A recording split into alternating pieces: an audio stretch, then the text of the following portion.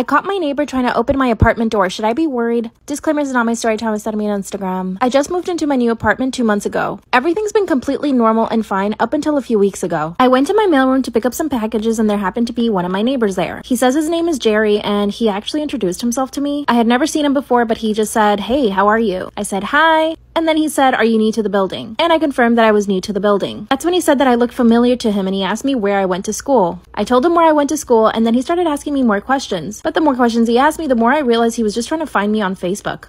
I didn't give him my last name or anything. But ultimately, this guy knows where I live, so I was just like, whatever. That's when he started recommending restaurants and cafes around our neighborhood. He just kept talking and talking and talking. I ended up standing there for 10 minutes listening to him talk until I told him I had to leave. That's when he said it was so nice to meet me and that he'd see me around. Keep in mind, he does not know what floor I live on at this point. Then a few days later, I see him again at the mailroom. I said hello, but I made sure to act like I was in a hurry. But of course, he had to stop me and we talked again for like 5 minutes. Follow for part 2. I caught my neighbor trying to open my apartment door. Should I be worried? Disclaimers are not my story time. Instead of me on Instagram. I knew he was going to talk my ear off, so I told him I was in a hurry and I had to go. And he says, "No worries, maybe we should catch up sometime." And I said, "Cool, bye." I did not say yes. A few hours later, I get on my Instagram and I see that he started following me. I wasn't super creeped out at this point. I was just like, okay, maybe he's just trying to be friendly. I instantly went and blocked him from seeing my stories. I didn't want him to keep tabs on me that way. Oh, also, I forgot to mention I work from home. And I do have 2 dogs. My dogs are always pretty quiet. I've never had a complaint about them. They really don't bark. Since I work from home, I walk them about 3 times a day. And remember, at this point, he doesn't know what floor I live on. At least I didn't think so. A few days later, I decided to go have dinner with one of my best friends. I left my apartment for literally 40 minutes because I try not to leave my dogs alone for too long. When I get off the elevator at my floor, I see the guy trying to open my door. He was pushing the door with his shoulder. I yelled at him from across the hallway and said, "What are you doing?" Then he looked shocked. Then he said, "Oh, sorry. I heard noise in your apartment and I wanted to make sure your dogs are okay." How does he know I have dogs? Part 3 is up.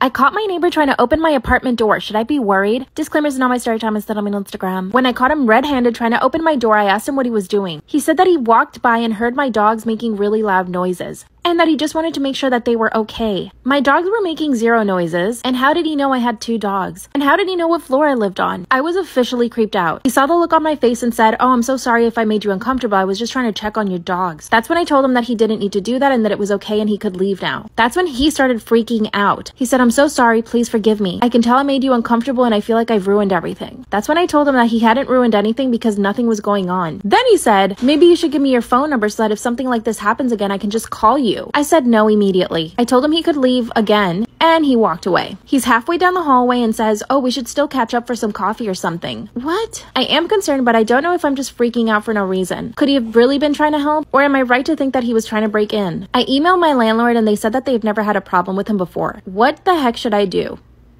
Story time about how my aunt drugged me. So a little background information, I was 16 and in 10th grade. And I had never met my aunt before, but whenever my parents talked about her, it was only bad things. Well, the one day I went to go and ask my mom something and I heard her on the phone with someone. She was like, "No, I'm not giving you any more money. It's not my fault if you spent it all on drugs." And we barely talked about my aunt, so I didn't know that's who she was talking to. Fast forward, I come home from school the one day and my dad's sitting on the porch with this woman who looks like she's homeless. My dad introduces her. He's like, "Oh, by the way, this is your aunt." He was like, "Oh, well, she wants to spend some time with you, so you're going to go with her for a few hours." I was hesitant because of all of the stuff that my mom had told me about her, but I started walking down to her car and my mom whips in the driveway. Eventually, my aunt ends up talking my mom into letting me see her, and apparently my aunt has been asking to see me for a very long time. So she takes me to the mall, we eat, we get our nails done, and at this point, I'm thinking she's kind of normal until she takes me to her house. Like for part 2.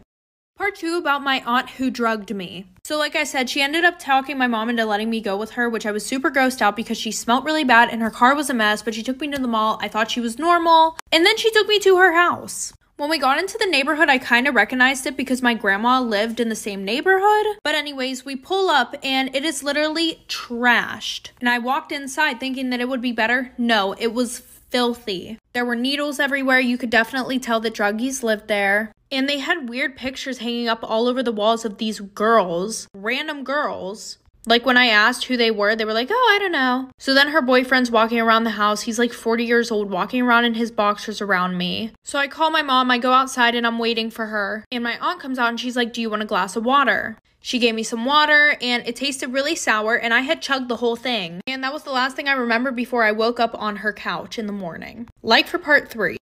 Part 3 about my aunt who drugged me. So like I said, I was sitting outside on the stairs waiting for my mom and she comes over to me and asks me if I want a drink and I'm like, sure. So I chugged the water and it tasted sour, woke up in the morning on her couch. And when I woke up, some random lady who I don't even know how she got there, she asked me if I wanted a cigarette. So I got up, I was like, no, and I ran out of the house and I was like super dizzy when I got up. So on the way out of the house, I ran outside, I ran into this lady, I asked her to use her phone. I told her a little bit of what happened. After I ran towards my grandma's house and my mom came and picked me up and I got grounded for 3 months because my aunt drugged me and my mom let me go with my aunt.